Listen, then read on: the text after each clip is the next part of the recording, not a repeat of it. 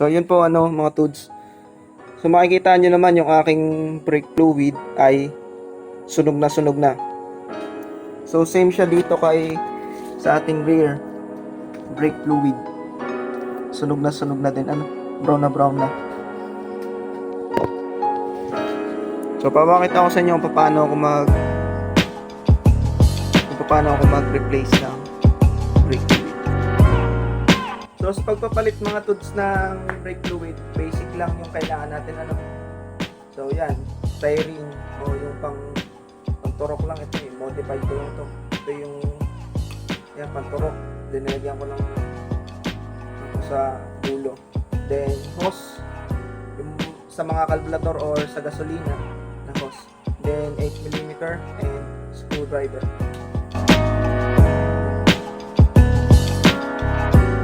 Bubuksan po natin tong tangke ng ating master.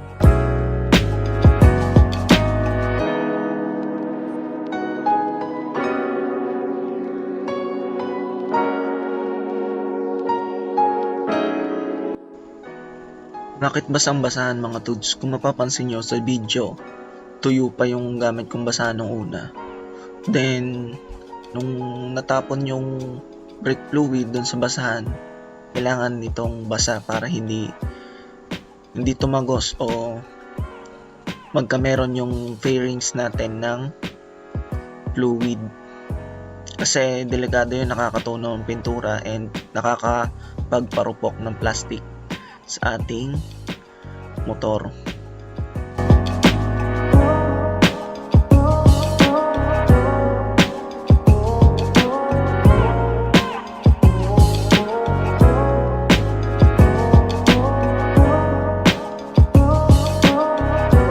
So yun mga Tuds, ang sunod naman natin gagawin is kukuhanin natin yung siren o yung pang sip-sip and yung fluid sa tangke or sa brake master tank is ihigupin para palitan ng bago.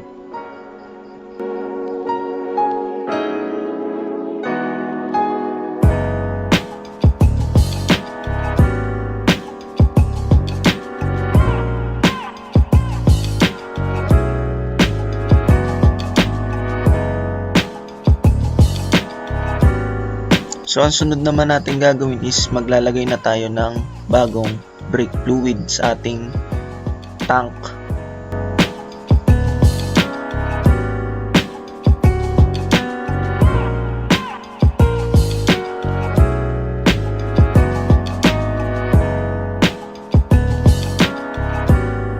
So sunod naman yung step mga Tuds. Bubuksan nyo tong bleeder o kung ano man tawag dito, na ang sukat is 8mm. Yan. Then magsasalpa kayo ng hose dito. Ito.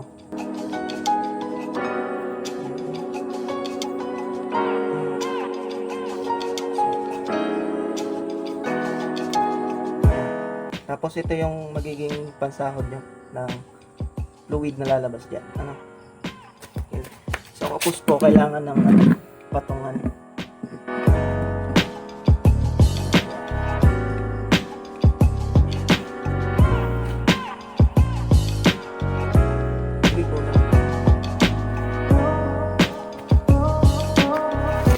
So magkasabay po yan dito sa may taps. Yan. Bubuksan nyo. Yan, magiging ganyan po yung setup nya. Tapos ito. Ba't ganun? Ayaw umano. So magpapalit po tayo ng pangkalasay. 2,000 years later. So yan po, ang magiging setup niyan is ganito. Yan. Itong 8mm natin, ilalagay natin dito. Pambukas sarado sa ating bleeder. Then yung hose, ayan. May nakalagay dito sa ating sisidlan, ang lalagyan ng brake fluid. Ayan. So sa pagbi-bleeding po, pag kabukas dito, pag bubuksan nyo po ito, dapat nakapisil po itong nasa taas. Ayan. pipisilin nyo po. So, papakita ko po. Okay. So, yan po ano. Pipisilin nyo. Yan, nakapisil. Pag nakapisil na yan, bubuksan nyo na po ito. Ito bigoy. Ayan po ano. Kita-kita nyo, lumabas yung fluid. Then, ito naman po sa taas, ganun lang po. Yan. Ganun lang po ulit ang ating proseso. Ulit-ulit hanggang sa lumabas na yung sunog na fluid.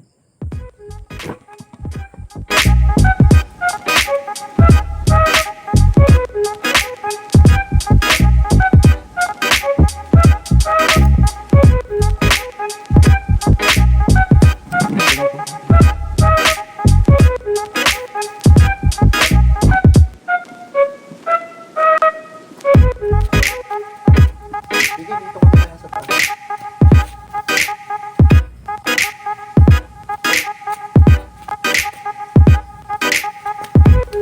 Isil.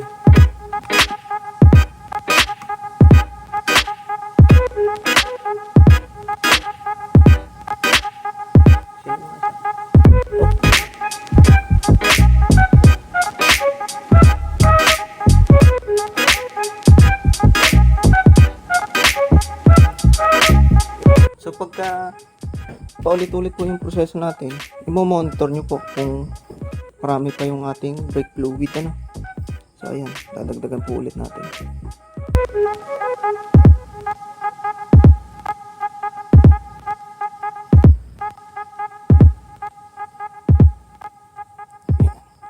Hindi ko game na.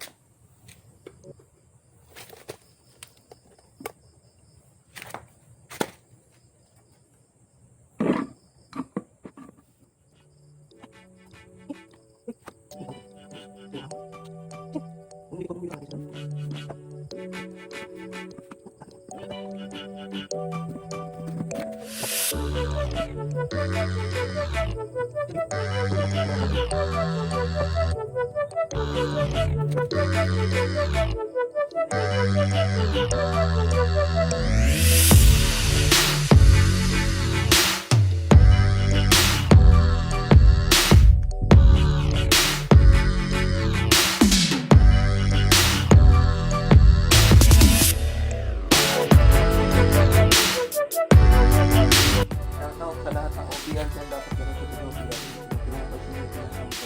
Ano? So, pagka ganitong method yung ginamit niya, pag pagpapalit ng brake fluid, hindi na mako-compromise ng magkakaroon itong brake natin and magbubusa kaya sa pag-ibig.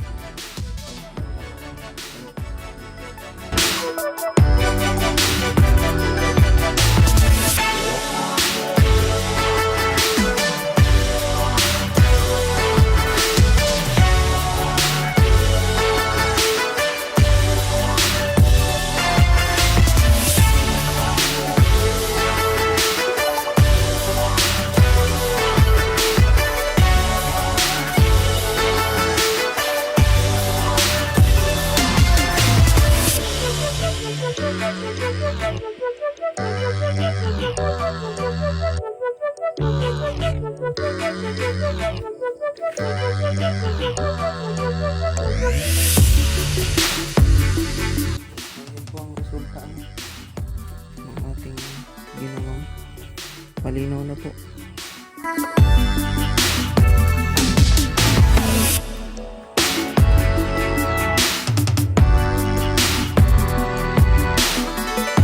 So kitang-kita nyo naman ano mga tuds, malinaw na po ulit ang ating brake fluid, wala nang sunog. Meron nga gamit ko pong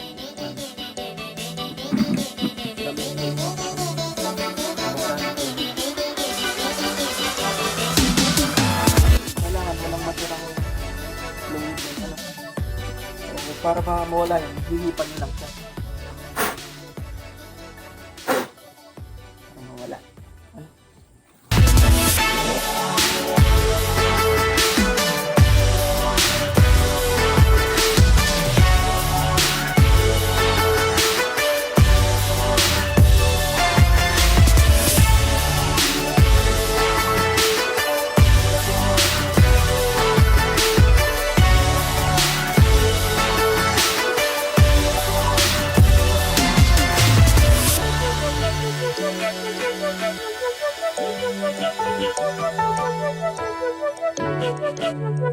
So,